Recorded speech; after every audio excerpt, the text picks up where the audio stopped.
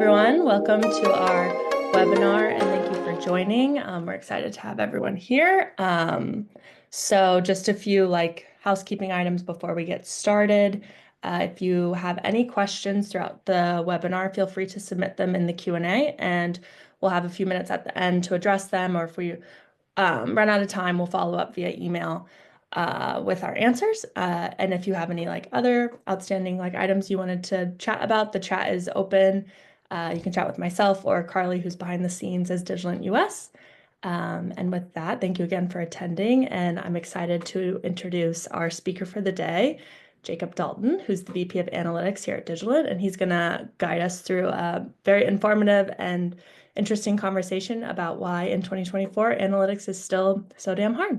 So with that, Jacob, I'll let you take it away. Thank you, Sierra. Appreciate it. Thank you, everybody, for coming. I'm really glad that you're here. It's a fun and exciting topic. Though, I got to tell you, it's not one that normally draws a huge crowd. And so whenever somebody just decides to come to a chat about analytics, I always feel like I've found my people, I've found my tribe. And so my boss does this thing sometimes when I talk to her, and she really wants to know my real opinion. She'll say something to me. She'll go, Jacob, while it's just us chickens here in this hen house, can you please tell me what you really think about X? And since I sort of feel like this is more of an informal gathering amongst us chickens, that it's fine to have a more candid conversation about where analytics is right now and where we think it's going. Because in our day-to-day lives, we have to project a lot of confidence about analytics because we put a lot of stock into the programs that we put together and the measurements that we pass on to our clients and our customers. But I think behind the scenes, the truth of it is that while there was a promise for analytics to become nothing but easier, more informative, more insightful, with less effort, the opposite is true. Analytics has become nothing but harder. And I was hoping that we could explore some of the reasons for that together. So first of all, let's go over a quick agenda so that we have a sense of what we're going to talk about as we explore that idea. First of all, why is analytics so hard? Let's go over some of the reasons that contribute to analytics being just really damn hard these days. Let's also talk about maybe what we should know as people who work in marketing or advertising, what we should be doing, and then we can sum all that up with some closing thoughts and answer a few questions. So buckle up. This will be a kind of a fun ride, and I'm excited that we get to explore this together. So first of all, analytics spending is increasing. It's not decreasing. It's going up pretty sharply. But a lot of the new spending that's projected as we go into the late 2020s and into 2030, most of that projected increase is expected in AI research. So what we might consider to be traditional analytics spend is certainly going up. There's also a lot of investment simultaneously when we talk about AI, because there's a lot of momentum in that space right now, and that's a very popular topic that I think a lot of us are asking ourselves. But this isn't really the AI talk, just to clarify. This is more of the analytics talk, the more of the stuff that AI is hoping to help us pilot, but the underpinnings for what we will do with AI in the future is still based in analytics and how analytics is processed. So there's a ton of investment flowing into this right now. And I think the reasons are that it's not an obvious answer, and we're hoping that more advanced tools will make our lives easier in this place. So I think it can be helpful to start with an analogy. Let's start with something like multi-touch attribution. So if you've been in this game for a little while, then you've probably done some form of MTA, multi-touch attribution, in your past. And the way that we used to do it back in the good old days, what we would do is we'd just put up, we could tag somebody and we could follow a cookie browser from one point of the internet to the other point in the internet and get a sense of what they were doing. We'd put everything so that this was This was a base functionality that was built into some of our DSPs that we were working with at the time. And you could just have like an ad server, and the ad server would help you pick those parts out. And we would, build a floodlight tag, and the floodlight tag would help us watch our video impressions as they're showed across different places on the internet. And at the time, I think if you remember right, what we were really arguing about was not whether or not we should be doing multi-touch attribution, but how do we attribute it? Like all of our conversations weren't about like, oh, should we be doing MTA, or like, is MTA something that we like can do? But it's, well, how do we measure it? Do we put most of the credit, on the back end and just say like it's the last touch that's most important? Is it the first touch that's most important? Maybe it's a split of the two and like a little bit in the middle, but not all of what's in the middle. Like there was a lot of questions around how do we divvy up the credit, because we were really, especially at that time, really obsessed with the attribution pipeline and figuring out like dollar per dollar, penny per penny, what drove what relative to media inputs and outputs was something that I think that we just couldn't get enough of. I think, however, if you've tried to do multi-touch attribution today, you'll find that this landscape is very different and it's become a lot harder. So let's talk about why that is. So reason one is, first, let's even challenge the question if it was ever easy. And I think the answer to that question is probably no. We look back on the past with a little bit of rose-colored glasses. It might not have actually been that easy in the past. I dug this up. This is a real slide from a real presentation that we gave at a Lunch and Learn in June of 2017. It's got our old branding on it. And what were we talking about in June of 2017, which, just like in case you're wondering about how quickly time is flying, that's over 7 years ago. Over 7 years ago, we presented this slide to folks just like you in a thought leadership meeting to say, hey, cookies are crumbling. Like the cookie situation is really problematic. Like there's all these issues with new browsers that don't accept cookies and users deleting them and like ways of blocking them. And the reality is that even 7 years ago, we knew that tracking somebody across the internet was becoming increasingly fraught. So the reality is that yes, we were doing MTA and we were doing a lot of attribution-based modeling back in those days. But the reason it's gotten harder, possibly, is because it was never that simple to begin with. And only since then has things become more difficult. So since that 2017 presentation that we gave, all kinds of things have happened, not just related to the cookie. Sure, there's GDPR and like a bunch of the legislation that came out of Europe, and then California followed suit with the CCPA, which gave a lot of consumer privacy protection to people in California that was very similar to GDPR. Apple, Google, Firefox, all of them got into the game and started defining their own rules about what information could and couldn't be tracked on the internet. But maybe the bigger message here too is it's so much more than cookies. Like we've been cookied to death. And just in case you were worried, like this is not another, by the way, the cookie's depreciating. We all know that, right? But I think my point here is that not only since that 2017 slide has things gotten more difficult, that the conversation has become so much more than cookies.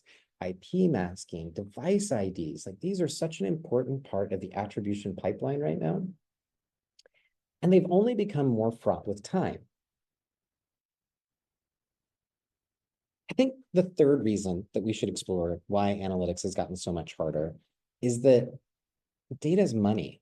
The picture here is intentional. Like there's a castle, there's a walled garden, so to speak, of places for people to live now. And it's sure nice on the inside, but on the outside, that looks pretty ominous to get across. And hopefully the analogy is not lost on you, because it did not take long for any content provider to realize just how valuable their media dollars were, how valuable advertising was, and maybe more importantly, how valuable their data was.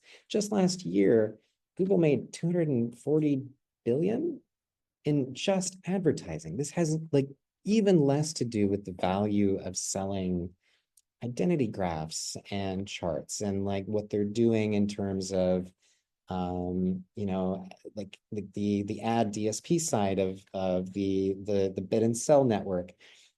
There's so much going on, and it became so readily apparent. Like the founder of Meta at some point made a kind of an offhand joke. Zuckerberg, he one time joked when he was much younger. I think he's learned his lesson since then, but he joked when he was much younger that, you know, people are just giving me their personal info like it's no big deal, and I don't think they realize that I can make money off of that. And he got a lot of pushback from that, and he's since walked that idea back. But the reality is that people's identities, what they tend to view, what they tend to do, and when they can and can't be exposed to media is a very profitable place. And they learned that very quickly. And they have since built these beautiful ecosystems where on the inside of these walled gardens, you're going to have a fantastic experience. But this notion of being able to just like throw a floodlight onto somebody and follow them as they make their way across the open web has been seriously inhibited. That roadway that we were using in that previous image, that analogy, is now blocked by a lot of different walls that are preventing data from freely flowing in and out, because the intention is to keep you inside of their ecosystem and to protect the assets that they have built from identifying who you are and what you like to look at and how they can serve you ads. So reason number 4, and this one doesn't come up enough, and I think that we should be talking about it, is ethics and trust. So this is a true story. I bought a home a couple years ago, and like most new home buyers, I did the sensible thing and run to Costco and bought the most absurdly large television that could possibly fit on my back wall. I was so excited. It was so big. Like I drive a like a Hyundai Kona. It is not a big car. And so I didn't have a way to get it home. So I had to rent a truck. We got it into this rented truck. We got it home. We unwrapped it. There's paper everywhere. There's broken styrofoam bits. I had to like get a special wall mount, drill gigantic walls, like holes into the drywall, hung it up. And then like we're looking at it for a second, and then we hear a cracking sound. That's the sound of the drywall breaking because we had bought the wrong drywall anchors. So we were in the process of tearing a hole in the back of the drywall, took it out, got it remounted into the studs. We found the studs this time, got it put in there. Looking around at this room that was our living room is now an actual disaster zone. We grab the remote and we turn it on, and there's a notification there. It's an end-use license agreement, and it says, by the way, if you want to use this TV, you're just submitting to the idea that we're going to track what you watch and we're going to use that to market to you. You have to be okay with that. And I can tell you that at that moment, I did not read all 7 pages via of an end-use license agreement on my television with the remote control. I just hit okay because I really wanted to watch TV at that point. And at no moment did I look at that and go, gosh, now is the time that I want to reconsider what the relationship is to like privacy in my family. Maybe I'll put this back in the box and drive it back to Costco. There was no world where I was going to make that decision. And it's a funny story that I think a lot of us can relate to, but the truth is that sometimes when we talk about the current privacy ecosystem and we talk about the movement away from the third-party cookie into a more privacy-focused environment, it's something that we should keep in mind is that we are trading the devil we know for the devil we don't. We are in a situation where we are saying things like our clean rooms and our like new identity graphs and our identity spine 2.0 that has been invented and is going to be an open source for whomever and whenever. They're all basically trying to accomplish the same thing that we were doing 10 years ago with our floodlight tags. Sometimes even more, like in the case of ACR data. ACR data is really useful. It's really powerful. I think it absolutely has a place in our ecosystem. But the point is that there's a lot of new ways that we are turning to understand what consumers like to do and how they behave. And if the third-party cookie is subject to litigation, or sorry, not litigation, legislation, then perhaps some of the other things that we're talking about today could also be subject to legislation either here or abroad. So just something to keep in mind, that as we explore the concept of analytics and maybe where it's going in the future, that's going to be a big part of it. And it wasn't long ago that the FTC published a memo on their website. You can go read it, but there was some saber rattling on that. And the current FTC is litigious, and they made it very clear in that memo that hashing your data is not privacy. That if you take a user ID and you hash it, that is not the same thing as protecting that user's identity and preventing them from being used, like their identity from being used without consent. And the current FTC is serious. Just ask Google. They're going through it right now. So even if it's not the current FTC, I think this is something that we should be considerate of. There's a bunch of other examples here, but like I think the other point that maybe we should make and pause on is that how younger generations feel about it. And according to polls, younger generations are more likely to exercise data privacy options and find ways to exempt themselves from the kinds of targeting that we have come to rely on as traditional means of attribution have diminished. Okay, the last one, number 5, is a little bit more esoteric, but I want us to be aware of some of the broader thinking that's going on in the universe. And one of them, like relative to this and how consumers behave, is this notion that is this idea of behavioral economics. So if you've not heard of behavioral economics, economists for years believed that markets were rational. Economists for centuries have been building models around the idea that every consumer who wants to buy something has infinite knowledge of what's on the market, what the competition is, what the value proposition is, and the availability and price of all of those things. And so they've been building all of these like supply and demand curves. If you've ever taken a course on that, all of that is built off of the concept of a rational market. And it wasn't that long ago that a group of gentlemen in different places, so there's Richard Thaler, he's at the Booth School in Chicago, Daniel Kahneman and Amos Tversky, who are at Hebrew University in Jerusalem, got to work on this. And those first two gentlemen actually won a Nobel Prize in this concept known as behavioral economics. And it comes with the assumption that markets are not rational. And while that may seem like something that's very commonplace to you, you have to understand that from an economist perspective, this was heresy. This was crazy talk. How dare somebody walk into our institution and say with a straight face that markets would behave in a way that is irrational? But what they did is they built this out, and they had some ideas on how they could prove it. So they gave this like really great example. Here's a cognitive bias example. And in the example, they talk about Steve. And Steve is described by a neighbor as follows. It goes like this. Steve is very shy and withdrawn, invariably helpful, but with very little interest in people or in the world of reality. A meek and tidy soul, he has a need for order and structure and a passion for detail. So based on the information, based on what we know, can we say that Steve is more likely to be a librarian or a farmer? And if you ask people this in aggregate, typically what they would say is they would like, oh, well, that sounds like a librarian. I think Steve is probably more likely to be a librarian than he is a farmer. And this is a kind of cognitive bias that is built around the idea that sometimes we have a tendency to gravitate towards the information we have recently consumed and to ignore what we know to be a baseline truth. In this case, it turns out that, at least in the United States, that there are 5 times more farmers in the US than there are librarians.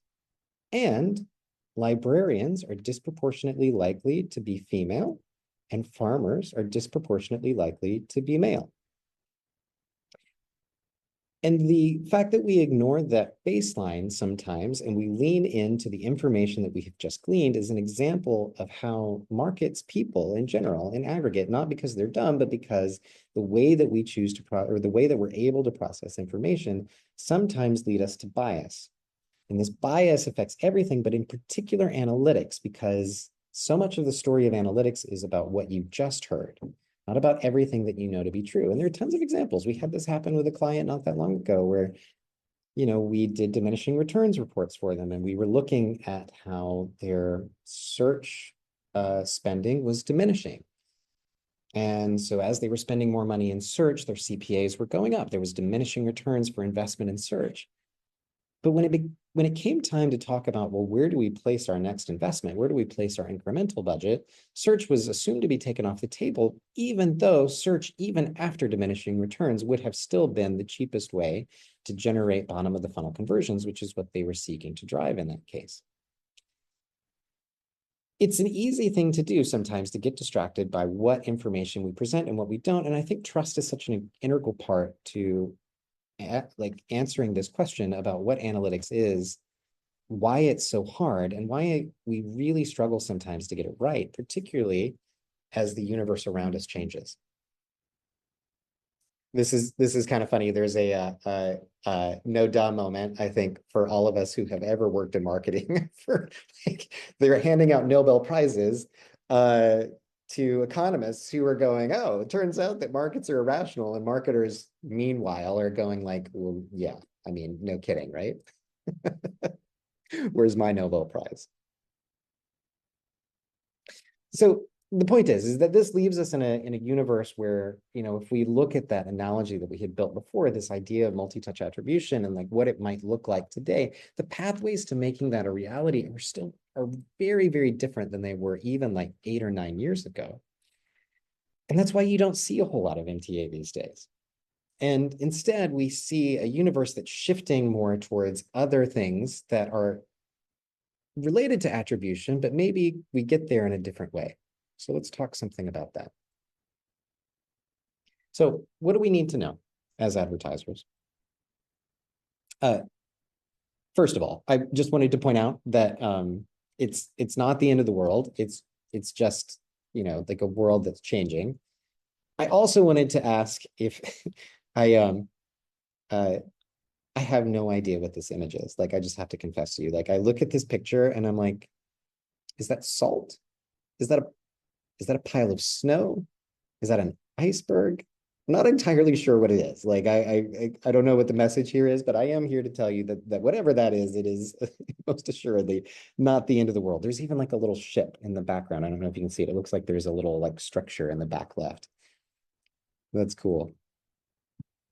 Okay, so let's take ourselves out of our own heads for a second and let's talk about a quick analogy. The true story, I used to work as a chemist in the early parts of my career. And the thing is that chemists work with engineers a lot, and that was no exception for me. I worked in the automotive industry and I made chemicals for producing automotives for Toyota, Honda, Mitsubishi, places like that. And scientists, much like marketers of today, are very open to the unknown. Sometimes there's some ambiguity in the world. Sometimes it's hard to explain exactly what the effect of something is or why something behaves the way it does. Chemists, we frequently are aware of the fact that we can put chemicals next to each other, but we can't always make them do what we want them to. And conversely, I had to work with engineers pretty frequently, and we would produce coolants for them. And I would go visit them and they would get so upset because there was bacteria growing in some of the like water-based systems that we were applying lubricants and coolants to. And they get upset because, hey, there's this stuff and it's throwing off my thing. And like, I'm starting to see rust now in my machinery, and they get really angry. And, why is there bacteria growing here? And it's like, well, bacteria evolve faster than we can predict. And it's kind of a Jurassic Park thing. Like, sometimes life just finds a way. And as a chemist who was comfortable with ambiguity, I thought this was really funny. The engineer, on the other hand, who has I don't know, like $500,000 to $1 million worth of inventory that's now starting to rust, not to mention the $300 million of equipment that he's processing all those machines on, was not amused by this concept that maybe life finds a way. He has a business to run. He needs to take a process that I helped develop, but repeat it 100,000 times with no more than 2 faults. And that was a major communication gap that I struggled with in the early parts of my career, because I figured he just didn't understand. He didn't speak the lingo that I spoke. So what does this have to do with us? Well, I want to make that analogy because I think it's important when we talk about the relationship between the CMO and the CFO. As marketers, we are very comfortable talking about what an audience is and how an audience works for us and what we do for an audience. But the CFO of your organization has a business to run, much like that engineer. That CFO needs to understand, if we have to cut budget, where is that budget going to come from? Where is it going to go? I have books to meet. I have obligations to make. I have shareholders that I need to address. And it's not really been until recent history, I think, that we've really started to pivot, specifically within analytics, to talk not just to the marketers amongst us or the marketers at our partners, but also to the financial stakeholders in our organizations in a way that allows us to have a more productive conversation and also allows us to talk about things that maybe we both value, instead of just relying on idealisms that said, well, they only care about bean counting. They don't really care about, awareness level media or something, right? Like they don't understand that there's a funnel, there's a layer. And I don't think that model holds up anymore. I think we need to find a way to bridge the gap between who we're speaking to, because they have an important stake in this. So if you've never heard of this gentleman who's here, or if you've never seen him, he works at a place called the Ernberg Bass Institute for Marketing Science at the University of South Australia. He wrote a book that some of you might be aware of. His name is Byron Sharp, and the name of that book is called How Brands Grow. And let me just tell you that if you have read this book, great. If you haven't read this book, but you know somebody who has, they have most assuredly told you that they have read this book and all the cool things that they believe that they have gleaned from that. And I really like this book. I really like this style of thinking. Sometimes you'll hear people talk about how brands grow, or like the Ernberg Bass Institute, they'll abbreviate it with EBI. So you'll hear like EBI methodology, but they're talking about broadly the same thing. And this book is driving a lot of conversations right now around analytics and attribution and how we just do media. So it's important to maybe have this one on your radar. They make a lot of points, and it's difficult for me to summarize that in less than 60 seconds. But one of the things I can tell you that's interesting about this conversation is that they tend to rally around this idea that complexity itself is not a feature, that sometimes what we really need to do is take a step back and align what media is doing with the financial outcome. And this addresses some of what we were talking about in the previous slide. And really just take a step back and say, hey, is the media that we are running, is it positively affecting our financial outcomes, whatever it is that we're trying to drive, or is it negatively affecting the outcomes and what we're trying to drive? I think the other one that you should maybe be aware of as you think about what's driving conversations about analytics and why things are complicated now is some of that behavioral economic stuff we were just talking about. Daniel Kahneman, I mentioned him before, but he wrote a book based on some of his work called Thinking Fast and Slow.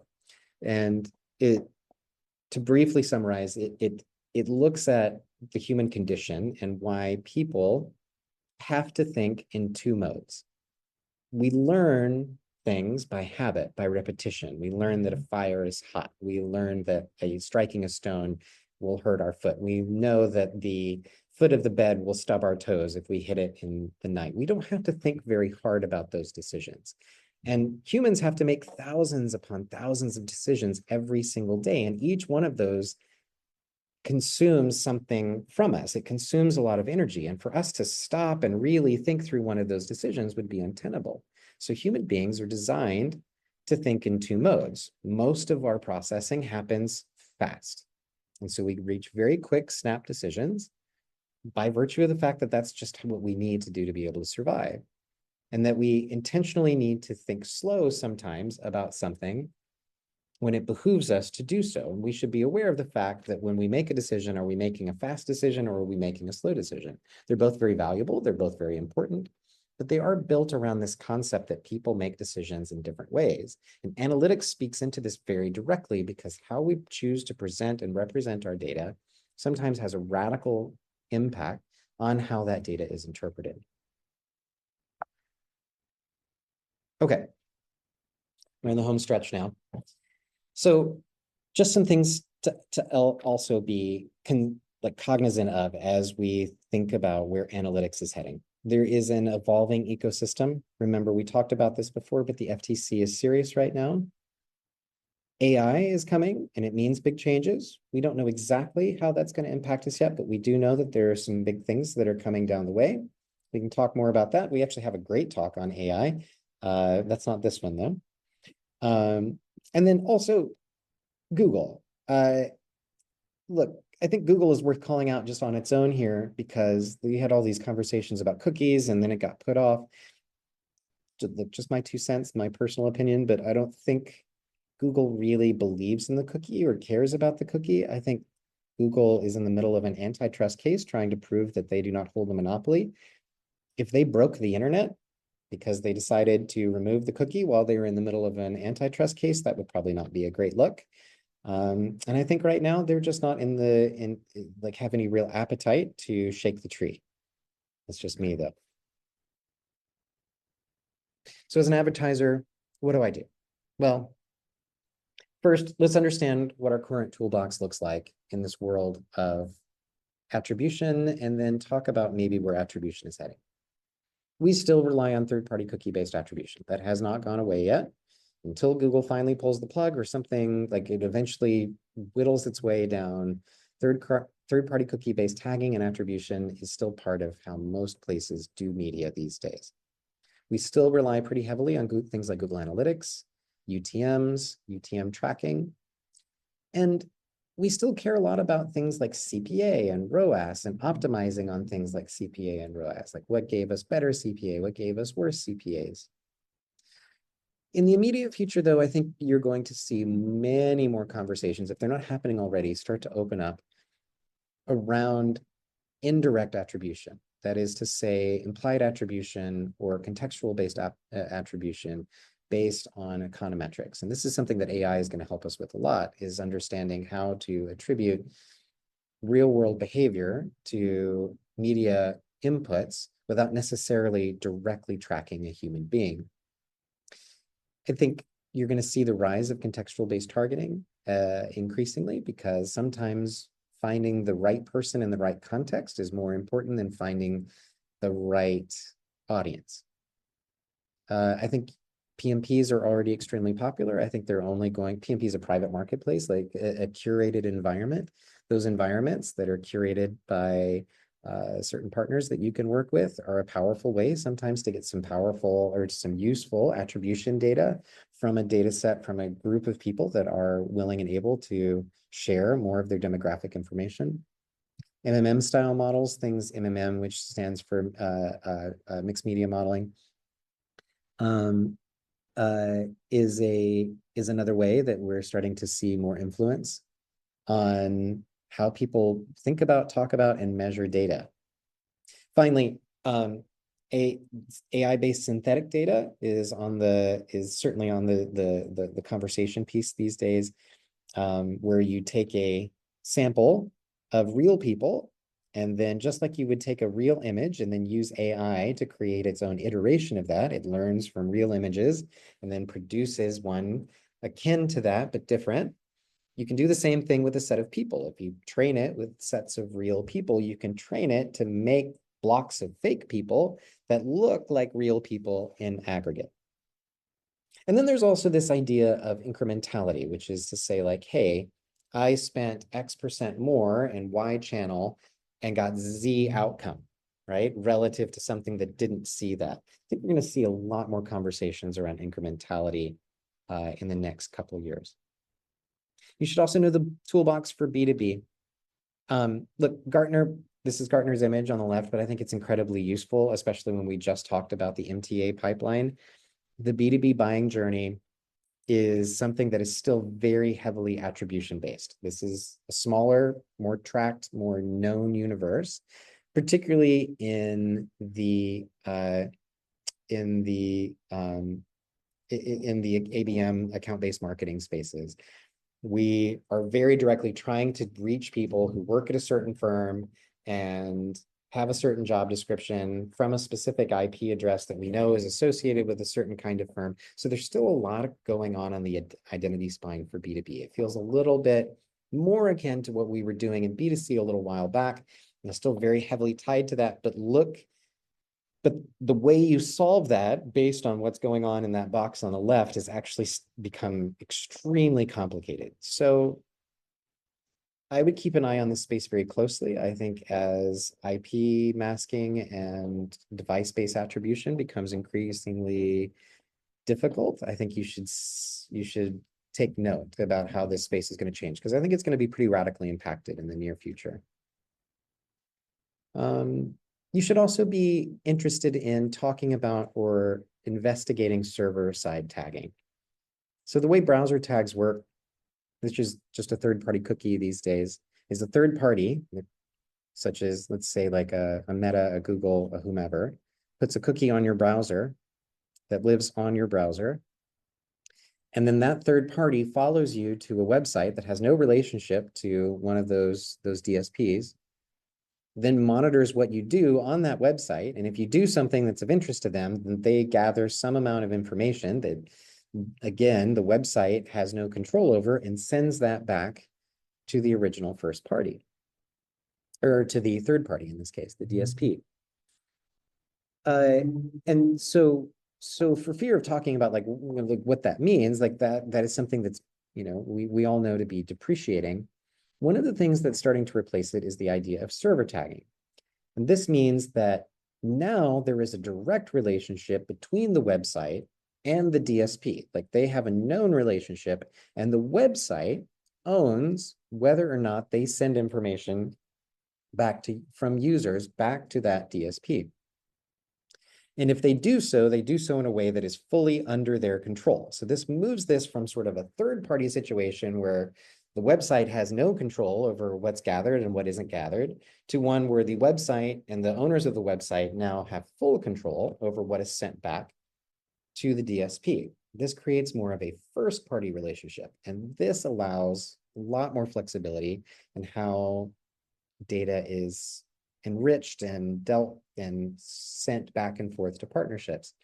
It entrenches some of the like walled gardens that we have talked about already, but it also allows us to sidestep some of the concerns we have about like a third party gathering whatever data that we don't know about. Fair warning though, if you get into this, there are some drawbacks to server-side tagging.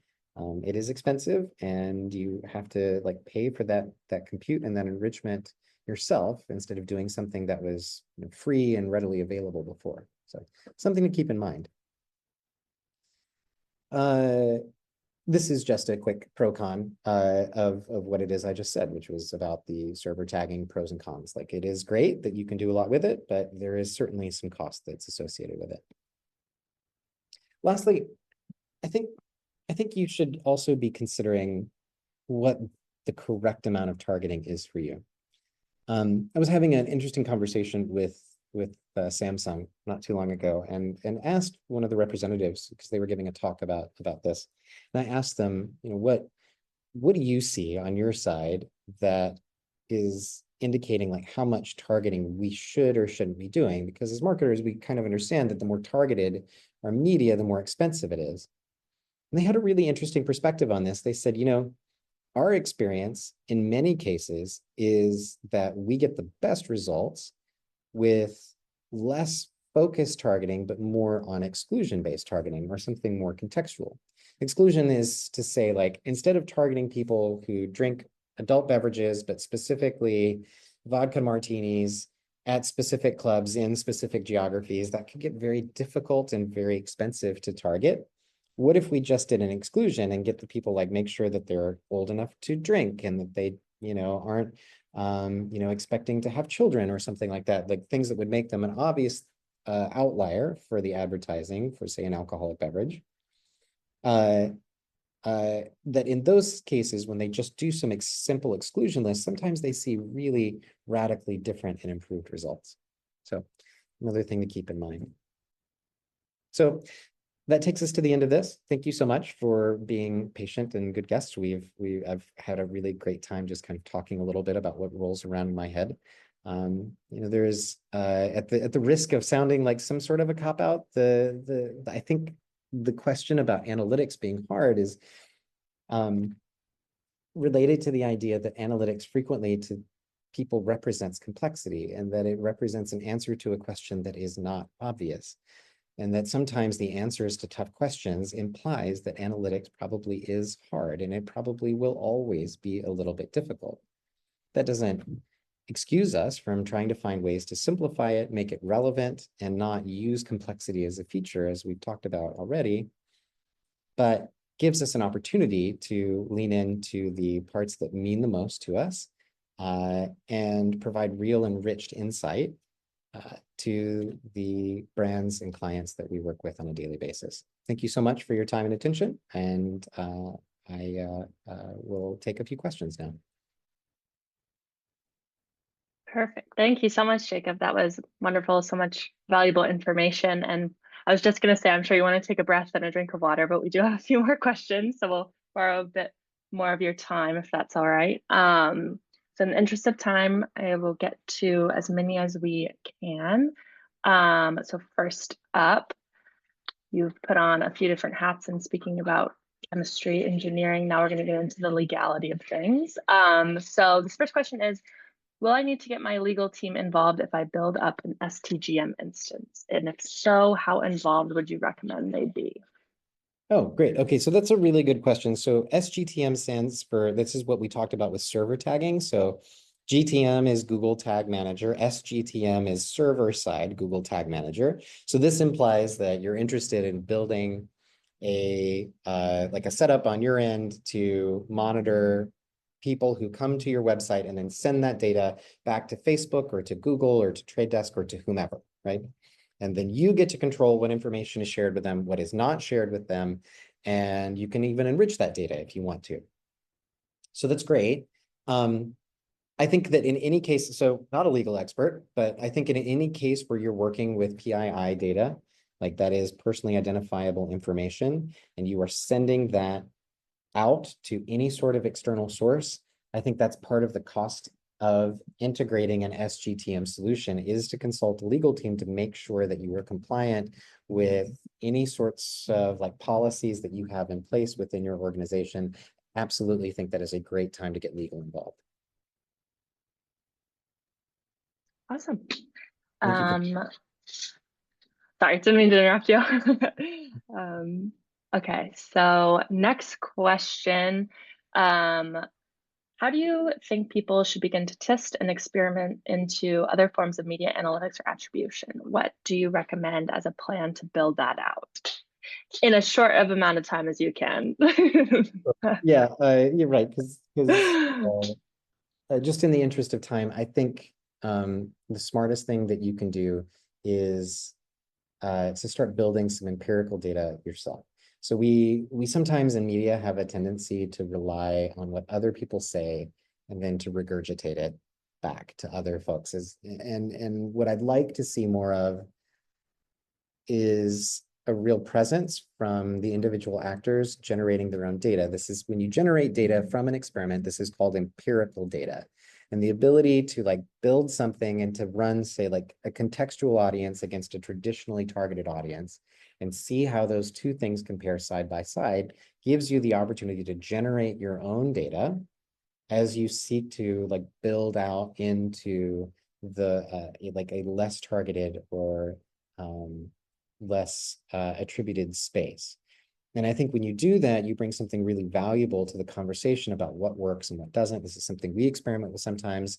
And sometimes we see that non-traditional methods outperform traditional methods, and sometimes we see that they don't. But the fact that we're running those kinds of things and the fact that other people are running those kinds of things makes sure that we have something useful to bring to the conversation, and it's a great way to get started. That aligns with a lot of when we were going back and forth about cookies and putting aside these test budgets in order to see firsthand how different options compare. So super helpful. Okay, moving on. We'll do one more question. I think this is very fitting as we're nearing the end of the year and people are looking at what will happen in the new year. So how do you see AI analytics and the open web changing advertising in the future? Personally, I see the open web shrinking. I think that the open web just in general is going to be smaller. And what we used to talk about with regards to like how people move from website to website is going to become less relevant. And what will become more relevant is what ecosystems individual actors are involved in. I think one of the great holdouts for this was search. Like we just kind of took for granted for a very long time that everybody used Google search for bottom of the funnel conversions. Like we've all been buying a lot of Google search because it represents bottom of the funnel conversions. But two things are happening. One, there's a very large antitrust lawsuit that's occurring right now. And the other thing that's happening is folks are relying more on ChatGPT as a solution for their answers. And I think it won't be very long before we're using that as a new advertising platform or things like it for bottom of the funnel conversion relative to what we were doing for Google, right? And so the Google ecosystem will also evolve, but I think that we're going to find ourselves placing extremely fragmented or increasingly fragmented gardened data in an increasingly shrinking open web. I still think the open web is going to be valuable in much the same way that linear is still very valuable to this day. It's still a very inexpensive form of CPM, but there's no arguing that that audience has shrunk dramatically.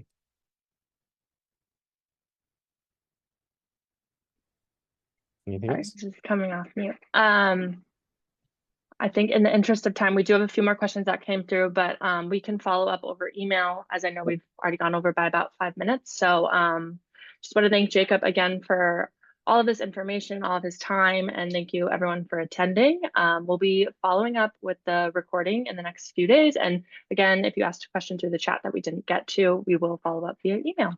So thank you everyone, and hope everyone has a great rest of their day. Thank you. Hi everyone. So we just wrapped our It's 2024, Why is Analytics Still So Damn Hard webinar. And we had some awesome questions come in through the chat that we actually didn't have the time to get to all of them. So Jacob was kind enough to let us borrow a bit more of his time to run through some of these questions in a little debrief session. So with that, we'll jump in to the first one, which is, would AI be able to piece together some of the attribution issues we're seeing? Yes, but it will do so likely in a way that uses methods that we use right now, just in a way that is quicker and more efficient. So, and for clarity, AI is already guiding a lot of the decisions that are made at a micro level in the DSPs that we run on. So a lot of the optimization, so the Meta, for example, they really don't like for you to over-target your media. In fact, they heavily discourage you against it. And the reason that they do that is that they have an AI system in place that is built around identifying who would be the best target for this audience and then automatically optimizing against that audience. If you've ever used PMax, it's very similar. So AI is already heavily used in terms of how to serve media and how to optimize media. In terms of how to attribute media, I think AI is going to lean pretty heavily into that too. And I think it's going to do it in two ways. One, we talked about this briefly, was the use of more synthetic data, which is to say, like, I can simulate an audience that is almost exactly like real people, even though they're not real people, and I can simulate what it is like to expose media to them and get a sense for what happened against that audience. And I think the other, like maybe more practical way that we would use it is to automate statistical reference the way that we do today, but just in a faster and more streamlined environment. Meta started an open source project, which is now nicknamed Robin. They don't own it anymore. It is now fully open sourced, and it's kind of taken on a life of its own. That is AI. It's got some AI components to it, and that it uses to optimize MMM. And I think we're going to start to see, and you can use it for a lot of different purposes, but you can use systems like that to help you identify what the effects of your media are relative to your business outcomes, to create a kind of attribution that is much more akin to what we were doing back when we were doing a lot of direct attribution. So I think that as that process becomes more streamlined, it becomes more accessible, more open, yes, we are going to see AI play a larger role in the attribution pipeline, but I think it's going to be still very heavily related to how we do indirect attribution today. Cool. That makes sense. Like with everything, AI is making things quicker and easier. Yeah. All right. So next question. What is an ideal analytics team staffing personnel-wise from your experience? And this person asks specifically and related to more mid-market sized agencies. Mid-market size agent. That's a great question. So I have helped to build an analytics vertical at 4 different agencies now. And I would advise you in all cases, but especially for mid-market size, to start with a team of 2 or 3. You don't want to start somebody completely by themselves, because you need at least a couple people to be able to bounce ideas off of each other, talk about what it is that they're trying to optimize. Iron sharpens iron, so to speak. I don't recommend going too big to start either. What you want for any good analytics team starting within an agency, particularly mid-market, is the ability to step into the current ecosystem and the challenges that you're facing, develop your first few products around whatever it is that you're trying to solve, and the clients and the customers that you're working with, and then allow that to grow and scale once the foundation has been laid from a slightly smaller team. So yeah, specifically, I would start ideally with 3. You would want to seek a director or like VP, but somebody that is still very hands-on keyboard, somebody that can still code and dig through data and munge and like do all the things that data people do, but also can act as player coach. You're going to want at least 1 person to help with the more technical components of what it is that you're doing. And then you're also going to want maybe 1 more person to start off with that is going to be more dialed into the client-facing front of the house side of analytics, because so much of analytics is about how the data is portrayed and how the story is told. And so I would also potentially invest in someone like that to start. And I think that's a really great team to start off with at a mid-size agency. Perfect. So throughout the webinar, you've given a roadmap, what advertisers should do, and now laid out how to build a team. So yeah. I think and future predictions as well. So lots of good content. So thank you so much. And as questions come in, maybe we'll just keep this Q&A going with a little video series. But thank you so much for the questions and for coming to our webinar. Really appreciate it. Yeah, awesome. Well, thank you for your time. So. Okay. See ya. Bye-bye.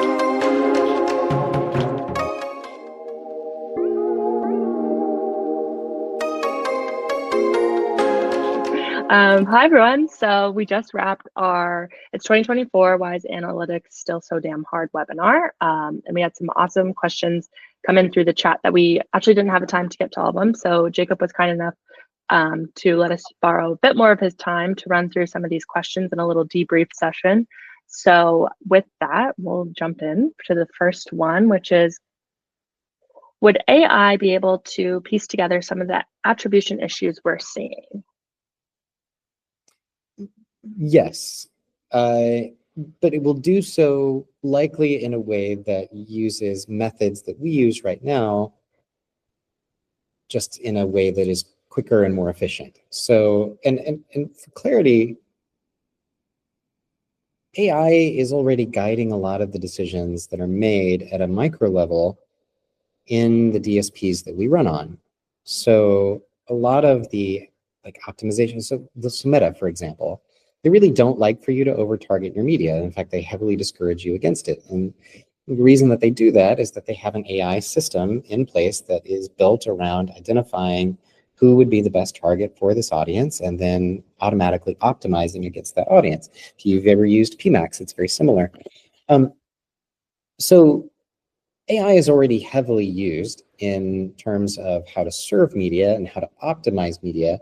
In terms of how to attribute media, I think AI is going to lean pretty heavily into that too. And I think it's going to do it in two ways. One, we talked about this briefly, was the use of more synthetic data, which is to say, like, I can simulate an audience that is almost exactly like real people, even though they're not real people, and I can simulate what it is like to expose media to them and get a sense for what happened against that audience. And I think the other, like maybe more practical way that we would use it is to automate statistical reference the way that we do today, but just in a faster and more streamlined environment. Meta started an open source project, which is now nicknamed Robin. They don't own it anymore. It is now fully open sourced, and it's kind of taken on a life of its own. That is AI. It's got some AI components to it, and that it uses to optimize MMM. And I think we're going to start to see, and you can use it for a lot of different purposes, but you can use systems like that to help you identify what the effects of your media are relative to your business outcomes, to create a kind of attribution that is much more akin to what we were doing back when we were doing a lot of direct attribution. So I think that as that process becomes more streamlined, it becomes more accessible, more open, yes, we are going to see AI play a larger role in the attribution pipeline. But I think it's going to be still very heavily related to how we do indirect attribution today. Cool. That makes sense. Like with everything, AI's making things quicker and easier. Yeah. All right. So next question. What is an ideal analytics team staffing personnel-wise from your experience? And this person asks specifically and related to more mid-market sized agencies. Mid-market size agent. That's a great question. So I have helped to build an analytics vertical at 4 different agencies now. And I would advise you in all cases, but especially for mid-market size, to start with a team of 2 or 3. You don't want to start somebody completely by themselves, because you need at least a couple people to be able to bounce ideas off of each other, talk about what it is that they're trying to optimize. Iron sharpens iron, so to speak. I don't recommend going too big to start either. What you want for any good analytics team starting within an agency, particularly mid-market, is the ability to step into the current ecosystem and the challenges that you're facing, develop your first few products around whatever it is that you're trying to solve, and the like the clients and the customers that you're working with, and then allow that to grow and scale once the foundation has been laid from a slightly smaller team. So yeah, specifically, I would start ideally with 3. You would want to seek a director or like VP, but somebody that is still very hands-on keyboard, somebody that can still code and dig through data and munge and like do all the like things that data people do, but also can act as player coach. You're going to want at least one person to help with the more technical components of what it is that you're doing. And then you're also going to want maybe one more person to start off with that is going to be more dialed into the client-facing front of the house side of analytics, because so much of analytics is about how the data is portrayed and how the story is told. And so I would also potentially invest in someone like that to start. And I think that's a really great team to start off with at a mid-size agency. Perfect. So throughout the webinar, you've given a roadmap, what advertisers should do, and now laid out how to build a team. So yeah. I think and future predictions as well. So lots of good content. So thank you so much. And as questions come in, maybe we'll just keep this Q&A going with a little video series. But thank you so much for the questions and for coming to our our webinar. Really appreciate it. Yeah, awesome. Well, thank you for your time. So Right. See ya. Bye-bye.